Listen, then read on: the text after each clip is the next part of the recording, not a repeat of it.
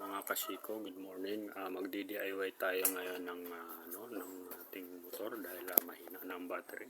So pansinin niyo ngayon hanggang sa dulo. Dito sa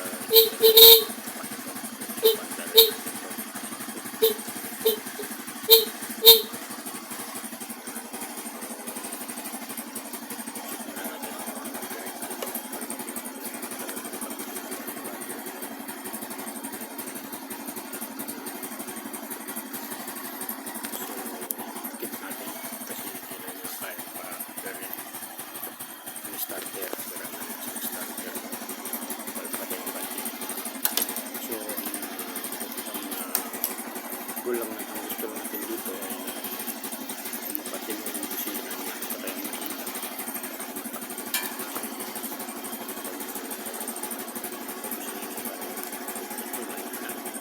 kailangan ulit ng tubig para magkaroon siya ng busina.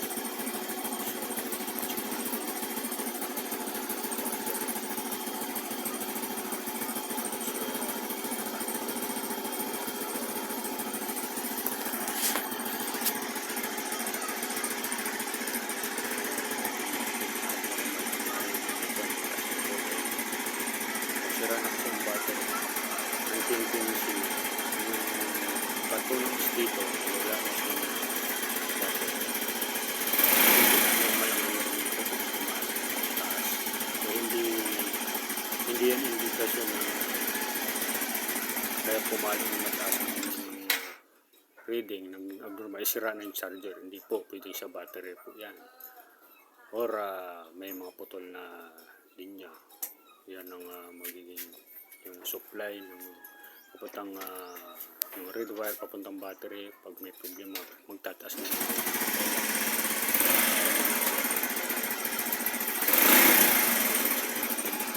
para malaman. Pero ito buo ang mga linya nito ang battery para malaman sundan yung ito para mag-gusto ko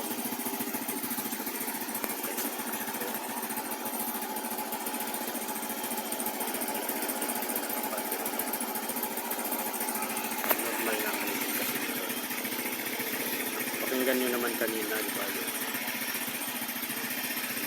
Pagbusina ko kanina. Itong gamitin pasto. DIY tayo. Yan.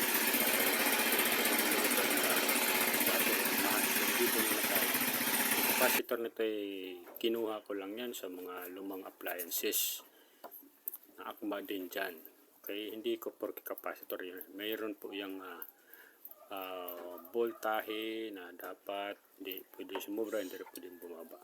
Okay, so dapat nasa 50 volts dapat yung capacitor na gagamitin mo dyan at may microfarad din yan. So panoorin niyo ang ating gagawin mga kasiko. Tatanggalin natin itong battery ko luma at yan ang ating ipapalit yung capacitor na ipinakita ko sa inyo mga kasiko. Okay, so sandali lang yan, walang cut, ididire-diretso ko na to mga kasiko para baka sabihin nyo dinadaya ako kayo. Yan, ito ang battery nyan, yan, nakita nyo naman tinanggal ko mga kasiko. So yan, ito ang papalit natin yan, capacitor. Yan o, may tanggal na nga yung balot to kasi mga kinuha lang po natin to sa sa mga appliances na sira. Okay, so dahil lang mga kasiko.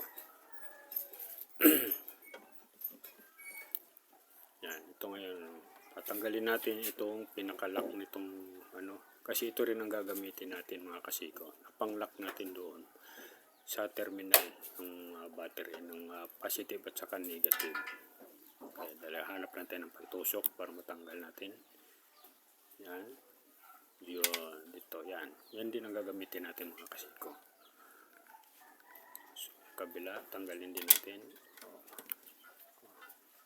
Yan. So, tabi na natin itong battery natin. Wala nang kwenta, sira na.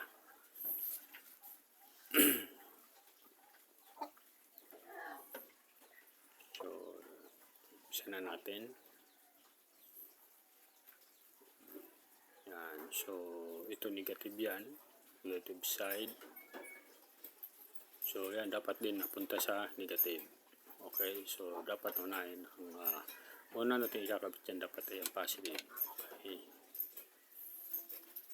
Pero ingat po kayo mga kasiko. Hindi ko naman sinasabi sa inyo na gawin nyo ito. Nasa sa inyo yan. Pero ako kasi, habang wala pang budget, ito yung pansamantalang gagamitin ko. Habang wala pang biling battery, ito muna pansamantalang gagamitin ko para maging matinong busina niya, tsaka pati ang mga ilaw. Pero ito hindi naman ito perfectong katulad ng battery na kapag buo ang battery mo kahit na naka-minor ka, hindi siya magpupundat-pundat ang mga ilaw. Magpupundat din siya kasi ito, capacitor lang po ito. Ang kakayahan lang po nito ay mag-charge. Nagtatanggap po siya ng charging, okay? Para masustain niya yung power na kailangan lang, na kaya niya lang din. Hindi po dito kaya yung naka-minor ka. Kung sa busina, wala problema. Pero kung sa nakailaw ka, pag naka-minor ka, hindi talaga siya pupundat-pundat talaga yan. Kasi capacitor lang po yan. Okay? So, ang kahalagaan lang nito, kapag tumatakbo ka, ang busina mo, malakas, pati yung ilaw mo, basta pag tumatakbo ka, buo. Mag-signal light ka man, mag-pindot ka at sabay-sabay yan, buo, basta tumatakbo ka. Pero pag nag-minor ka, siyempre humihina yung charging mo. Hihina din yung supply nitong capacitor. Pero ang busina, hindi po yung magbabago. Kayang-kaya niya pong batuhan ng tamang pwersa yan. Okay? Katulad ng inanunok natin ng kanina, talagang yung battery pa lang ang ng busina, diba, narinig naman parang mapakahina. Yan. So kabit natin itong negative side. Kailan higpitan yun maigi mga kasiko, ha. Ito po ay DIY lang natin itong mga kasiko na pwede nga temporary pamalit ng paging parang solusyon habang wala pa tayong budget pambili ng battery. Mahal kasi ng battery mga kasiko, medyo gipit pa tayo ngayon. Kaya ito na lang muna ang naisipan ko na gawin. Okay? So ayan na, nakakabit na mga kasiko. So yan, wala ng battery yan, tinanggal yan. Yung parang pinakabattery natin ngayon, yung capacitor. So yan. Yan, so, try natin. Pero ito, pag natin, hindi talaga sisindi kasi wala pang supply yung capacitor. Okay? Pag in-start natin, saka na lang yan magkakaroon ng supply kasi nag-charge na yung capacitor. Pag in-off natin, automatic, discharge din yung capacitor. Ganun lang po yung capacitor. Hindi po siya katulad ng battery. Pag in-off siya,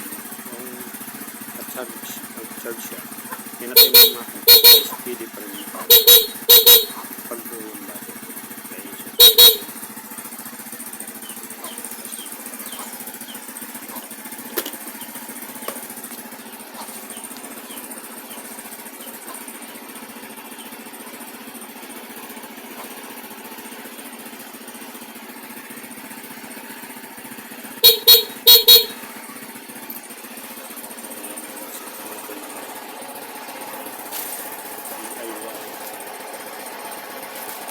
shape na shape basta po yung charging ito mas nakalaga yun. Pag may pera kailangan din po palitan kasi may start kasi walang charge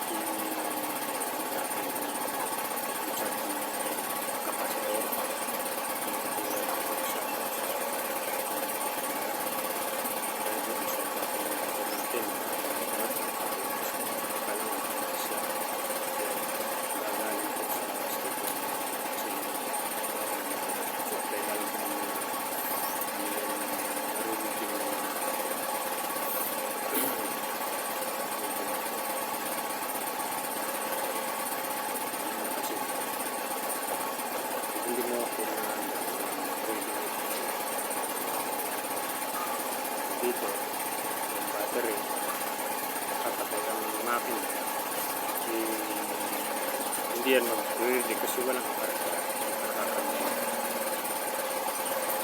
once na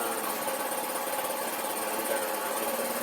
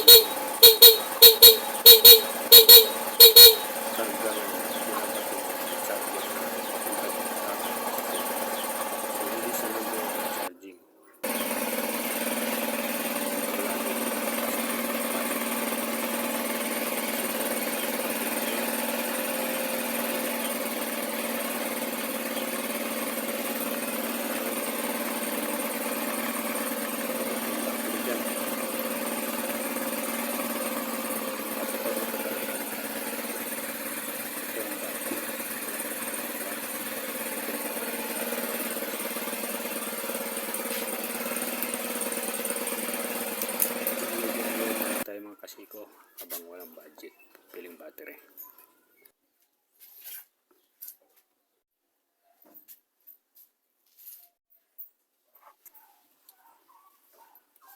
Yan mga kasi ko, lagyan natin ng electrical tape para safe.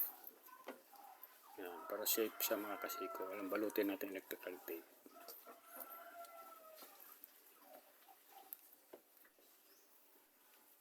Huwag niyo pong hayaang naka-open yan kasi hindi natin maiwasan pag nalulubak.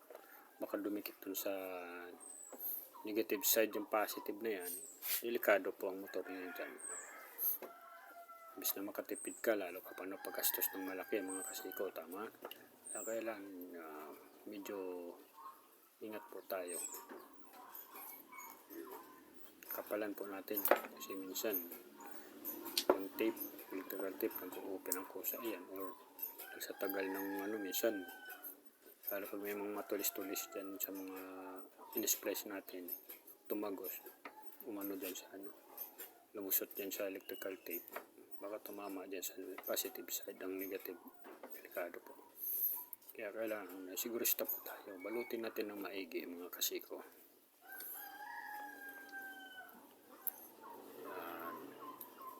Medyo tipid-tipid muna tayo. Marami akong papagawa dito sa gagawin dito sa motor ko na to mga kasiko. Ang una yung preno nito sa harap, sira na. Starter nito, palitan na. Marami pang gastos. So wala pa tayong budget.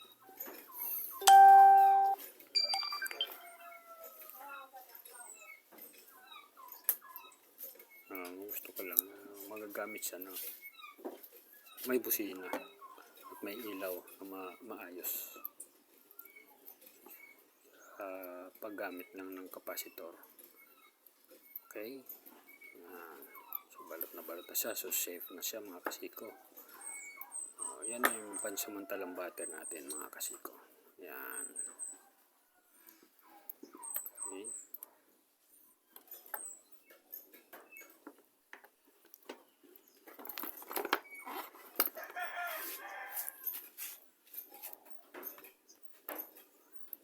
Battery niya. So, yung kapasitor ng natin yan. Pinaka-battery natin pansamantala.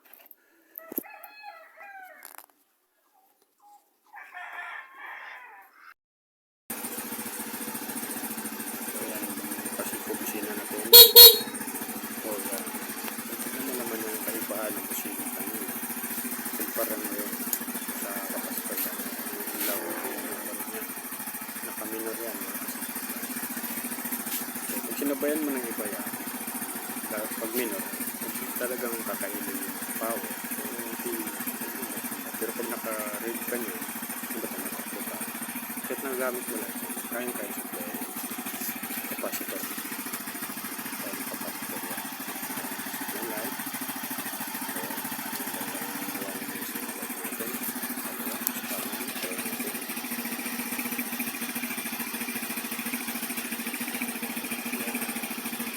Pero yung ilaw, big light. Siyempre dahil naka-red lang, hindi naman tayo naka-red. Pero talagang kasabay yung kasi hindi naman yung battery. Capacitor lang. Pero pag tumatakbo ka, doon lang. Hindi yan yung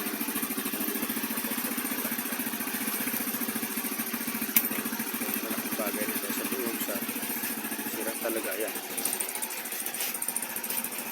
Kasabay yung kasi mahingal. Nababawasan ng versa kasi nakaminor rin yan. Pero kung tumatakbo ka ng nasa 20 yung capacitor, impact ng versa